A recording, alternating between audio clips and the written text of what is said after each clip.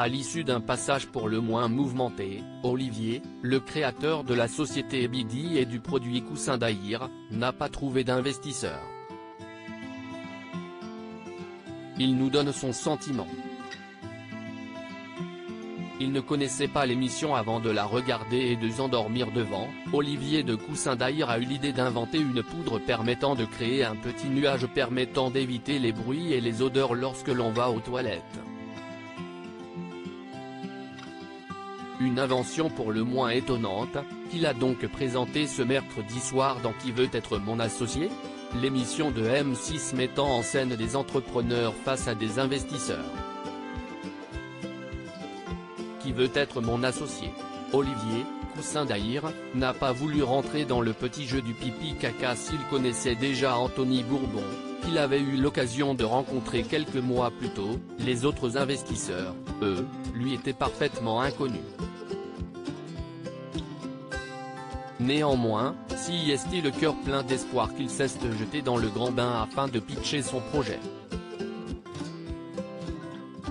Mais le destin n'a malheureusement pas frappé à la porte d'Olivier, qui n'a pas su répondre à certaines questions clés sur son business. Je n'ai pas voulu rentrer dans le petit jeu du rire et du pipi-caca, raconte-t-il en exclusivité à Télé Loisirs, car autour de moi, il y a des gens pour qui s'y est un vrai sujet. Pour autant, et malgré le scepticisme autour de son projet, l'entrepreneur, banquier dans la vraie vie, ne s'avoue pas vaincu, ni amer.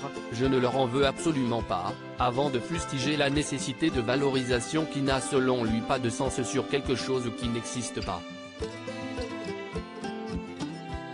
Pour moi, une entreprise, si est une aventure, si est un pari. Il explique en effet que toute sa vie il a combattu les business plans. Pour moi, une entreprise, si est une aventure, si est un pari, on ne sait pas ce qui peut se passer. Dans le cas de Coussin d'Aïr, on sait néanmoins qu'il n'a pas trouvé d'investisseur à la suite de son passage dans l'émission, et ce, bien qu'il connaisse Anthony Bourbon. J'aurais aimé qu'il participe, ou Jean-Pierre Nadir, ou même Isabelle Chevalier. Pour moi, c'étaient les plus ouverts.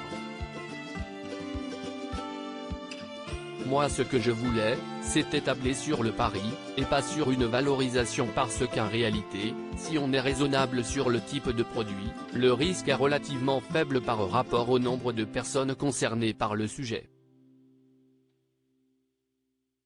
À lire aussi 52 000 € de chiffre d'affaires en 3 jours, les chiffres fous de l'impact de Qui veut être mon associé ?